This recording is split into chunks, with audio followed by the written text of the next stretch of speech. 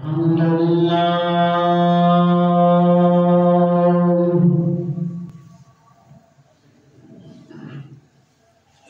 الحمد لله رب العالمين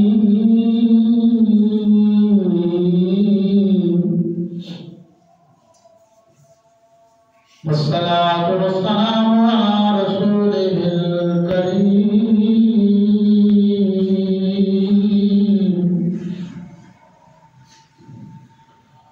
وعلى آله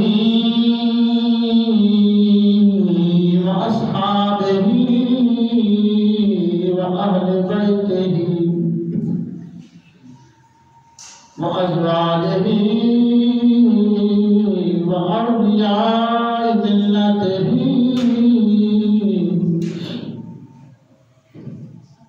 وعلماء أهل سنته أجمعين أما بعد فأعوذ بالله من الشيطان الرجيم بسم الله الرحمن الرحيم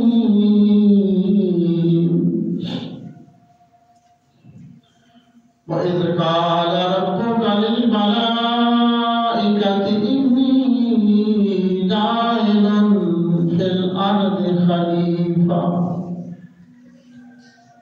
صدق الله العظيم وصدق رسوله النبي الكريم الأمين قال الله تبارك وتعالى في شان محبوبه مخبرا وآمرا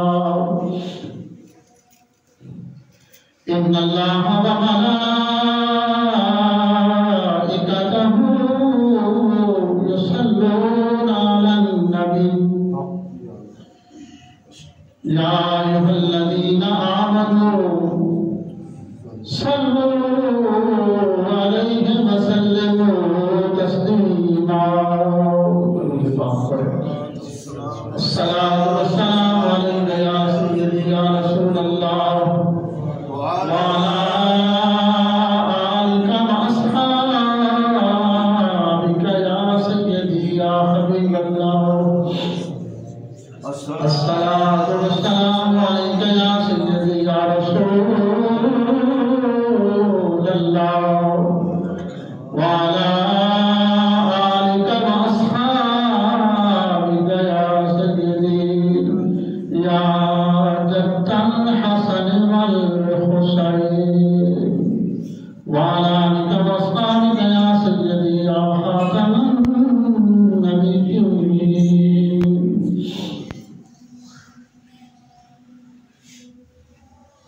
حمد و ثنا کے بعد دعا ہے اللہ وحدہ لا شریک ہماری جماعت المبارک کی حاضری کو سجدے کو کاوش کو عبادت کو قبول فرمائے اور اس کے فیوز و برکات نصیب فرمائے. جماعت المبارک کی روح پرور لمحات کا صدقہ اللہ کریم ہماری تمام لغزشوں کو غلطیوں کو خطاؤں کو گناہوں کو معاف فرمائے اور بقیہ زندگی قرآن و سنت پہ اپنی خشیت و خوف میں رسالت امام صلی اللہ تعالیٰ علیہ وسلم کے عشق و محبت کی زندگی گزارنا نصیب فرمائے. خوشبخت اور بانصیب اعزاز کہ جماعت المبارک کی تحویل آزار ہوئی آپ تیار ہو کر اپنی ذات بندگی کے لیے جماعت المبارک اس مقدس اور عظیم فریضے کی ادائیگی کے لیے اللہ کے حضور مسجد میں تشریف فرما. رب ذوالجلال اسی طرح مساجد کی قرآن سنت کی اسلام کی دین کی محبت نصیب فرمائے. آپ کے سامنے آج جمعۃ المبارک اس عظیم الشان پرنور اجتماع میں سورۃ بقرہ کی پہلے سپارے کی آیت طیبہ کا کچھ حصہ تلاوت ہوا۔ اس میں اللہ کریم نے فرمایا کہ وَإِذْ قَالَ، اے محبوب کریم صلی اللہ تعالیٰ علیہ وسلم یاد کرو اس وقت کو ربک بالملائکۃ انی جاعل فی الارض خلیفہ، جب تمہارے رب نے فرشتوں سے یہ فرمایا تھا کہ میں زمین میں اپنا ایک نائب ایک خلیفہ بنانے لگا، تو اس آیت طیبہ کا آغاز فرمایا کہ وَإِذْ قَالَ، وَإِذْ یاد کرو اس وقت کو جب تمہارے رب نے فرمایا تھا۔ تو یہ بات اب کی تھی جب ابھی تک نسل انسانی کا آغاز نہیں ہوا تھا۔ حضرت آدم علیہ السلام کو اللہ نے وجود عطا نہیں فرمایا تھا، اس وقت کی بات ہے، حضرت آدم سے پہلے۔ تو یاد کس سے اللہ کریم فرما رہے ہیں، کس سے کروا رہے ہیں؟ حضور کو، کہ وَإِذْ یاد کرو محبوب اس وقت کو جب تمہارے رب نے فرمایا تھا۔ تو کسی کو یاد وہی بات کروائی جاتی ہے اور اسے ہی یاد کروایا جاتا ہے جو موقع پہ موجود ہوتا ہے۔ جیسے میں آپ سے کہوں کہ یاد ہے نا گزشتہ جمعے پر یہ بات ہوئی تھی، یاد ہے نا وہ بات ہوئی تھی، تو یہ تب ہی آپ سے کہوں گا کہ آپ اس وقت موجود تھے، اسی سے کہا جاتا ہے نا کہ یاد ہے نا آپ کو کہ ہم نے پچھلے جمعہ تو مبارک میں یہ بات کہی تھی، یاد ہے نا؟ تو یہ کسے کہا جاتا ہے کہ جو موقع پر موجود ہوتا ہے، اسے کہا جاتا ہے۔ اللہ نے فرمایا کہ وَإِذْ قَالَ، یاد کرو محبوب اس وقت کو جب تمہارے رب نے فرشتوں سے فرمایا تھا کہ میں زمین میں خلیفہ بنانے لگا۔ تو گویا کہ حضرت آدم علیہ السلام کو وجود بخشنے سے پہلے بھی حضور موجود تھے، اور اللہ کے حضور کے سامنے فرشتوں سے فرما رہے تھے کہ فرشتوں میں زمین میں اپنا ایک نائب بنانا چاہتا ہے، اور حضور قبل سے تھے، اللہ کی بات ہے قبل سے تھے۔ قالوا، فرشتوں نے کہا کہ اتجعل فیہا من یفسد ویسفک الدماء، اے اللہ کیا ایسے انسان کو بنائے گا جو زمین میں فساد کرتا ہے، ویسفک الدماء، اور جو زمین میں خون ریزی کرے گا، خون بہائے گا، قتل و غارت کے بازار کرم کرے گا، دنگا و فساد کرے گا، جنگیں لڑے گا، فساد برپا کرے گا، زمین بھی کام اٹھے گی، آسمان بھی ہلے گا۔ کیا تو قال وتجعل، ایسے انسان کو بنانا چاہتا ہے؟ اللہ نے فرمایا کہ اپنی عبادت کرو۔ تو فرشتوں نے کہا کہ وَنَحْنُ نُسَبِّحُ بِحَمْدِكَ وَنُقَدِّسُ لَكَ، کہ یا اللہ کیا ہم تیری تسبیح کے لیے، تیری عبادت کے لیے، تیرے ذکر کے لیے، تیری تعریف کے لیے کیا ہم نہیں ہیں؟ وَنُقَدِّسُ لَكَ، اور کیا ہم تیری پاکیزگی بیان نہیں کرتے؟ اللہ نے فرمایا قَالَ إِنِّي أَعْلَمُ مَا لَا تَعْلَمُونَ، فرشتوں جو میں جانتا ہوں وہ تم نہیں جانتے۔ تو وساوقہ جب انسان، اللہ کریم اس انسان کو مسند انسانیت پہ فائز فرمایا، جب انسان اپنے مقام کو سمجھتا ہے تو اس وقت اس انسان پر آسمان کے فرشتے بھی رش کرتے ہیں، حضرت ابراہیم علیہ السلام کو دیکھیں، فرشتوں نے بار آ کر کہا کہ ابراہیم اگر اجازت ہو تو اس ساری آگ کو اڑا کر سمندر میں پھینک دیں۔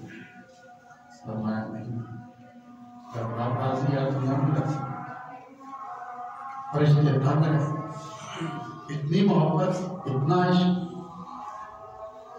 پھر کربلا کے میدان میں حضرت امام حسین رضی اللہ تعالیٰ عنہ سے رسول نے سب کچھ کٹا دیا۔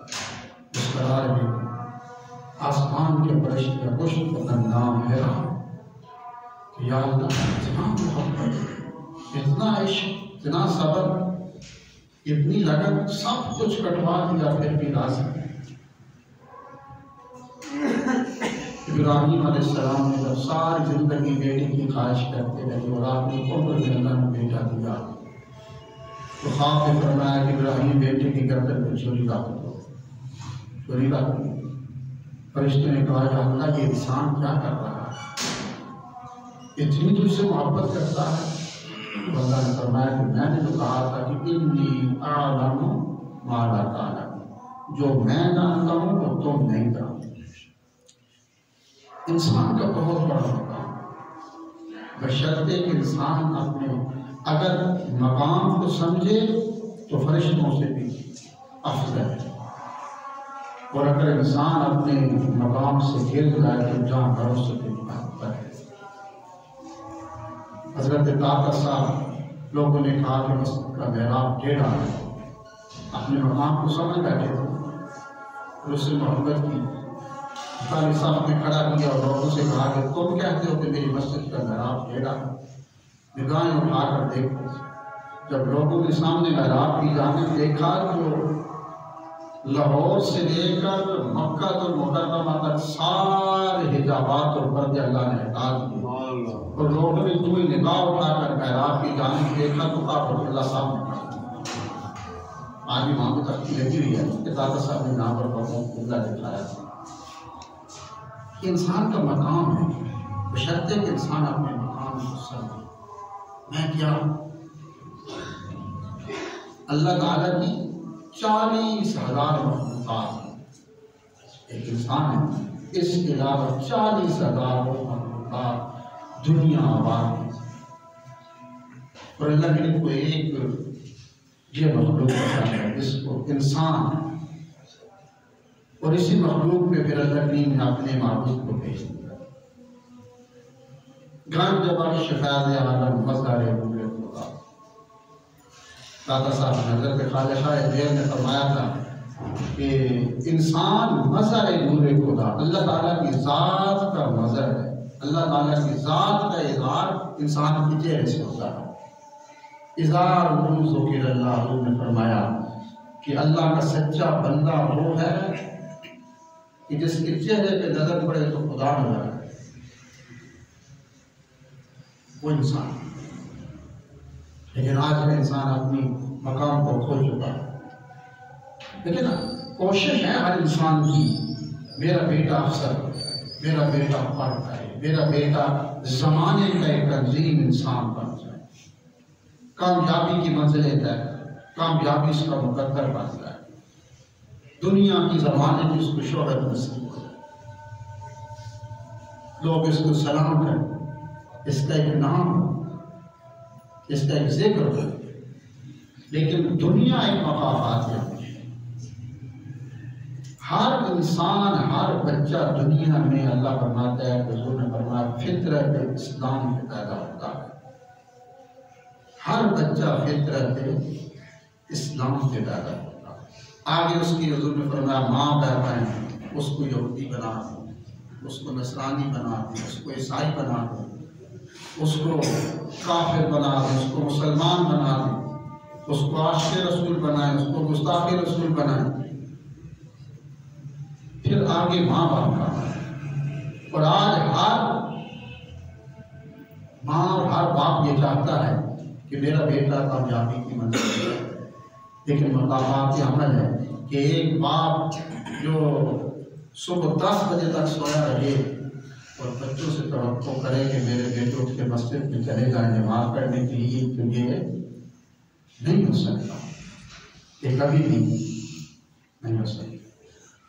ایک باپ ایسا ہے کہ جو اپنی گفتگو میں جھوٹ کو اپنی گفتگو کا توبہ امتیاز سمجھے، جھوٹ بولنے کو فخر سمجھے، اور جب تک اپنی گفتگو میں جھوٹ نہ بولے، اپنی گفتگو کو نامکمل سمجھے اور اولاد سے توقع کرے کہ میری اولاد سچ بولنا شروع کر، یہ نہیں ہو سکتا۔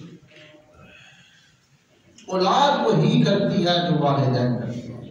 کچھ عرصہ قبل ایک ٹی وی پہ مثال بھی دکھائی جاتی تھی نا کہ اولاد بچے والدین کو دیکھ کر ایسے کرتے ہیں، جیسا والدین اور استاد کرتے ہیں بچے وہی کرتے ہیں۔ وہ مثال ٹی وی پہ دکھائی جا رہی تھی کہ ایک استاد ہے اور بچے کو ٹیوشن پڑھا رہا ہے، اسکول کا سبق۔ اب استاد نے وہ سگریٹ نکالا، اس کو منہ میں رکھا، ماچس لی، اس کو آگ لگائی، بچہ معصوم دیکھ رہا ہے، استاد پڑھا کے اٹھ گیا۔ اب بچے کو پتہ نہیں تھا یہ کیا ہے، بچے نے وہی پینسل اٹھائی اور منہ میں رکھی، ماچس اس کو آگ لگا رہا۔ اب بچے کو پتہ نہیں، بس استاد نے ایسا کیا تھا نا، بچہ کیسے کرتا ہے۔ تو جیسا والدین کرتے ہیں، استاد کرتے ہیں، اولاد بھی وہی کرتی ہے۔ مکافات عمل ہے۔ یہ مت سوچیں کہ ہم صبح 10 بجے تک سوئے رہیں اور بیٹوں سے رات کو کہیں کہ بیٹا اٹھ کے تم فجر پڑھنے کے لیے چلے جانا۔ سب سے بڑی تبلیغ یہ ہے کہ اپنا آپ پیش کرو، بس اولاد کے ساتھ۔ حضور نے جب سب سے پہلے اعلان نبوت فرمایا تھا اپنی ظاہری زندگی کے 40 سال کے بعد، کوئی صحابی آئے، سارے اہل مکہ کو اکٹھا کیا، سارے مکے والے آ گئے، سامنے کھڑے ہیں، حضور پہاڑی پہ کھڑے ہیں۔ حضور نے فرمایا کہ میں اللہ کا رسول ہوں۔ تو کفار نے کہا کہ اس کی دلیل کیا ہے؟ تو حضور نے اس وقت کوئی سورج کو نہیں بتایا تھا، کان کے 2 ٹکڑے نہیں کیے تھے، یا حضور نے درختوں سے نہیں فرمایا تھا کہ تم میری گواہی دو، جانوروں نے سجدے نہیں کیے تھے۔ سب سے پہلے جو حضور نے اپنی نبوت و رسالت کی دلیل پیش کی تھی کفار مکہ کے سامنے، حضور نے فرمایا سنو، تم پوچھتے ہو کہ میں اللہ کا رسول، اس کی دلیل کیا ہے؟ میری 40 سال زندگی تمہارے سامنے ہے، میں نے کبھی جھوٹ بولا، کبھی امانت کی خیانت کی، کبھی برائی کا ارتکاب کیا، کبھی لاپرواہی کا ارتکاب کیا، کبھی شراب کھانے میں گیا، بت کھانے میں، صنم کھانے میں گیا۔ 40 سالہ زندگی تمہارے سامنے شفاف ہے، آئینے کی طرح۔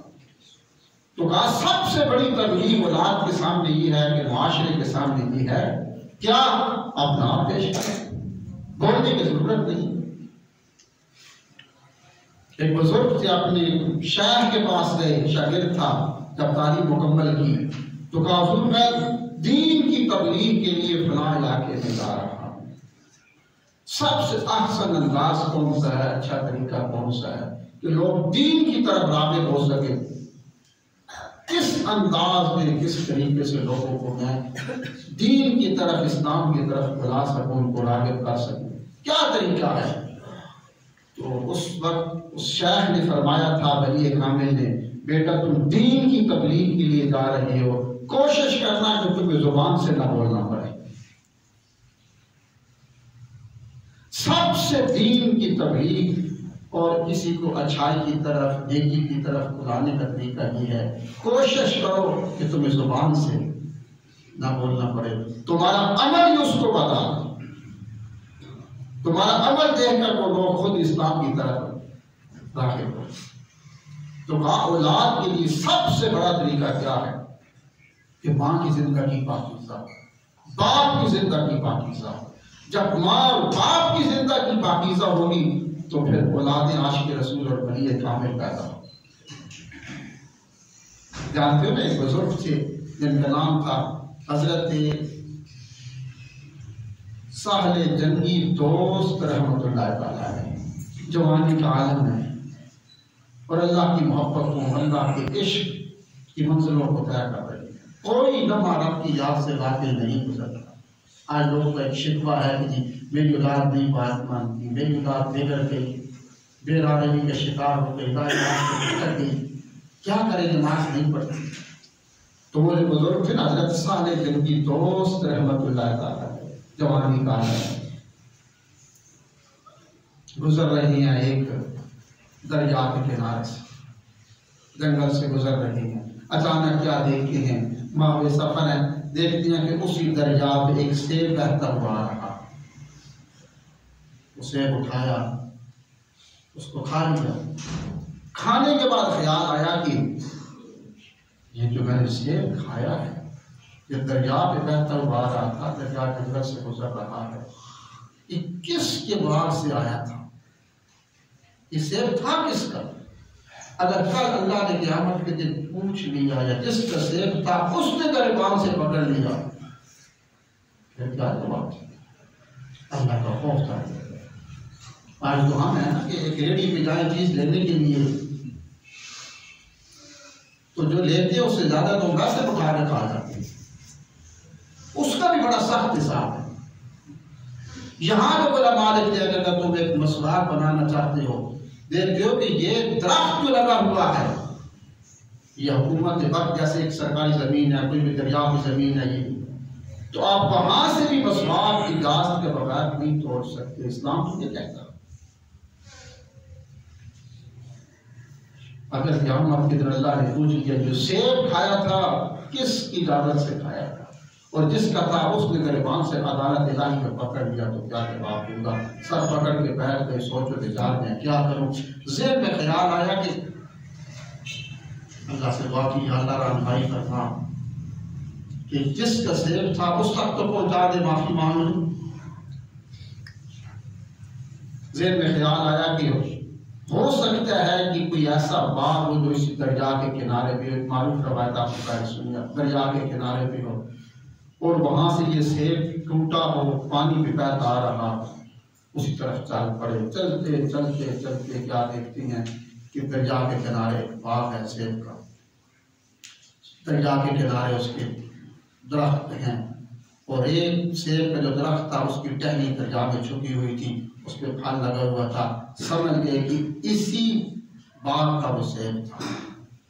پوچھا یہ کس کا ہے؟ کہا فلاں بستی میں فلاں شہر جس کا مالک رہتا ہے۔ وہاں چلے گئے، دروازے پہ دستک دی، وہ باہر آئے، کہا بابا جی تمہارے باغ کا ایک سیب کھا لیا ہے اور بلا اجازت کھایا ہے۔ پوچھا نہیں تھا، معاف کر دو۔ کہا کیوں؟ کہاں سے کھایا تھا؟ کہا بہت دور جنگل میں دریا میں بہتا ہوا جا رہا تھا، اٹھا کے کھا لیا، لمبا سفر کر کے پہنچا ہوں، معاف کر دو۔ کہا اللہ کا خوف ہے؟ کہا ہاں۔ کہا کوئی بات نہیں، چلے جاؤ؟ کہا نہیں، معاف کرو۔ کہا چلے جاؤ؟ کہا نہیں، قیامت کے دن مجھے گریبان سے پکڑو گے تو نہیں؟ کہا بڑا خوف ہے اللہ کا؟ کہاں کرتا ہوں۔ اگر معاف نہ کیا تو؟ کہا نہیں، معاف تمہیں کرنا پڑے گا، جو کہو گے کروں گا، ہر تمہاری شرط ماننے کے لیے تیار ہوں۔ کہا تو پھر ٹھیک ہے، اگر سیب معاف کروانا چاہتے ہو تو پھر 2 شرائط ہیں میری، پوری کر دو۔ کہا وہ کیا؟ کہا پہلی شرط یہ ہے کہ تمہیں 12 سال اس باغ کا سیب کھایا، اس میں تمہیں کام کرنا ہوگا، 12 سال اس باغ میں کام کرنا ہوگا، وقت پہ پھل توڑنا ہے، پودوں کو پانی دینا ہے، اس کی گودی کرنی ہے، دیکھ بھال کرنی ہے، 12 سال پہلی شرط یہ ہے اگر سیب بخشوانا چاہتے ہو تو۔ کہا دوسری شرط کیا ہے؟ کہا پہلے پہلی پوری کرو پھر بتاؤ۔ کہا پھر معاف کر دو گے؟ کہا معاف کر دو۔ ایک سیب کھایا تھا، اگر سارے زندگی دوست رحمت اللہ تعالیٰ علیہ چلے گئے، باغ میں کام شروع کر دیا، کرتے کرتے 12 سال گزر گئے۔ دل میں اللہ کا خوف ہے کہ وقت قیامت کے دن اس شخص نے عدالت الہی میں کے گریبان سے پکڑ کے سیب کیوں کھایا تھا تو کیا جواب دے گا؟ بس اس خوف سے کام کر رہے۔ 12 سال گزر گئے۔ اب یہ باتیں سننے سنانے کی تو بڑی مزیدار ہے، 12 سال کہنا آسان ہے۔ 12 سال گزر گئے، 12 سال کے بعد پھر گئی اور بزرگوں کے دروازے پہ دستک دی۔ وہ بزرگ باہر آئے، کہا حضور پہلی شرط پوری ہو گئی، 12 سال کام کر لیا، 12 سال۔ اب دوسری شرط کیا ہے؟ کہا بیٹا دوسری شرط یہ ہے کہ میری بیٹی ہے جو آنکھوں سے اندھی ہے، ہاتھ اور پاؤں سے لولی لگڑی ہے، کانوں سے بہری ہے، ڈوری ہے، پتھر کا پتھر ہے، اس سے شادی کرنا ہوگی۔ اب یہ کرے گا شادی؟ آنکھوں سے اندھی، ہاتھوں سے لولی، پاؤں سے لگڑی، کانوں سے بہری، اس بیٹی سے شادی کرنا ہوگی۔ کہا اگر میں نے شادی کر لی پھر اسے معاف کر دو گی؟ کہا معاف کر دوں۔ کہا میں تیار ہوں اسے شادی کرنے کے لیے۔ اسے شادی ہو گئی۔ بزرگوں نے کہا کہ وہ یہ حویلی ہے اور پھر دلہن کا کمرہ ہے، عشاء کے بعد وہاں پہ چلے جا۔ عشاء کی نماز اگرسا نے کبھی دوست رحمۃ اللہ تعالیٰ پڑھی۔ رات ہے، اندھیرا ہے، حویلی ہے، رات بجے میں اپنی دلہن کی کمرے کی طرف جا رہے تھے۔ جو ہی کمرے کے دروازے پہ پہنچے تو نظر پڑی تو یک لخت ایک حسینہ جو اپنے بستر سے اٹھ کے کھڑی ہو جاتی،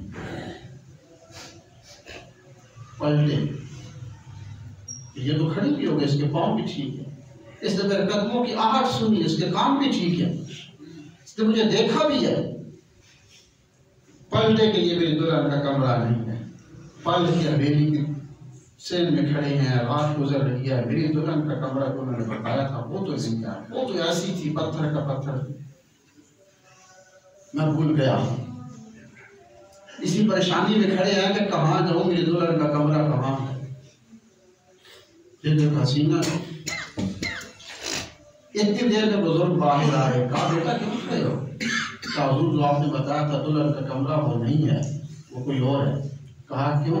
کہا آپ نے کہا تھا کہ وہ آنکھوں سے اندھی ہے، پاؤں سے ہاتھوں سے لولی لگڑی ہے، وہ نہیں ہے۔ وہ تو اس کی تو آنکھیں بھی تھیں، اس کے پاؤں بھی تھے، دیکھ کے کھڑی ہو گئی۔ کہا بیٹا وہی تیری دلہن ہے۔ حضور آپ نے تو ایسے کہا تھا آنکھوں سے اندھی، کہا میرا کہنے کا مقصد یہ تھا آنکھوں سے اندھی ہے کہ اس نے زندگی بھر اپنی آنکھوں سے کسی غیر محرم مرد کو نہیں دیکھا۔ اور جو میں نے کہا تھا کہ کانوں سے ڈوری ہے، بیٹا اس نے زندگی بھر اپنے کانوں سے کسی غیر محرم مرد کی آواز نہیں سنی۔ اور جو کہا تھا کہ وہ اپنے ہاتھوں سے ڈولی ہے، مطلب یہ ہے کہ اس کا ہاتھ کسی غیر محرم کی طرف نہیں بڑھا۔ اور جو کہا تھا کہ پاؤں سے لگڑی ہے، بیٹا اس کا مطلب یہ تھا کہ ساری زندگی اس کے پاؤں کسی غیر محرم مرد کی طرف نہیں بڑھے، اس کی پوری زندگی میں کسی غیر محرم مرد کا تصور تک نہیں تھا۔ وہی تیری دلہن ہے، اس کے کمرے میں چلا جا۔ ارے وہ شوہر جو ایک سے بخشوانے کے لیے اتنی کڑی شرائط منظور کر بیٹھا، اور وہ بیوی جس کی زندگی میں غیر محرم مرد کا تصور تک نہیں، ابو کی زوجیت عطا ہوئی۔ پھر اللہ نے جو بیٹا دیا پہلا، اس بیٹے کا نام جانتی ہو کیا تھا؟ حضرت سیدنا شیخ عبد القادر جیلانی۔